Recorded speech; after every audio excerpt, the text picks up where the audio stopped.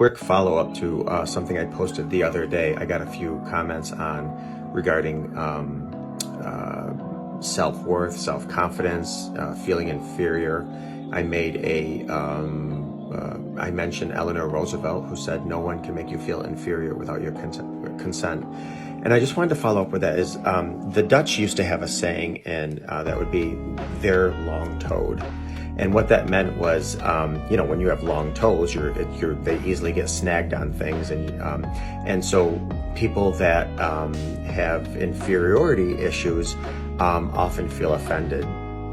But here's the deal, and I want to put it in the context of betrayal. It's not necessarily offensive when somebody's betrayed if they're constantly feel inferior. It's because they've actually completely changed mind, body, and soul. Even though it's unfortunate, our self-worth and our self-confidence and our self-esteem should not be attached at all to infidelity. The bottom line is it is. Unfortunate, but that's the case. Anyways, so one of the things I wanted to just try to press upon you is, if I were to ask you right now, I need the gold watch you're wearing.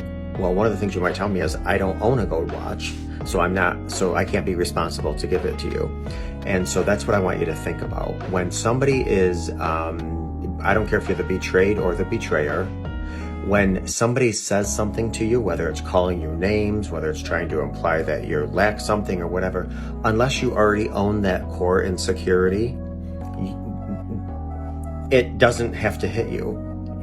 If I think that I have an insecurity in a certain area and somebody touches it, well, then obviously I can feel offended.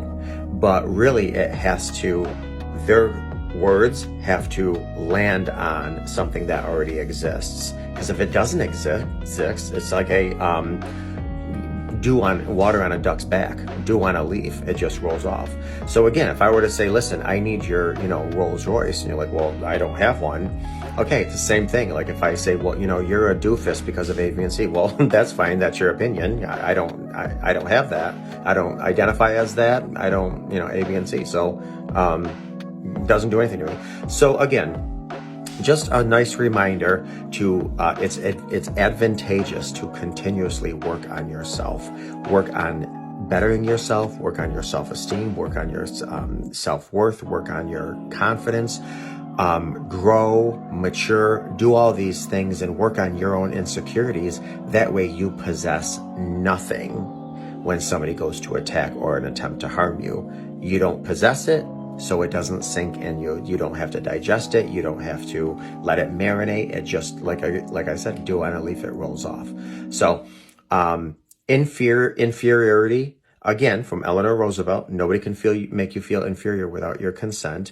And simply work on yourself, because you have to own something first for it to sit and affect you. Don't own things.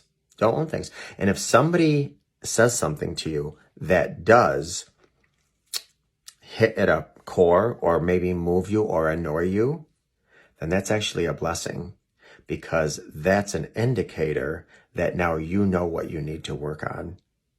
So if I say something to you and it absolutely doesn't apply, you could laugh it off.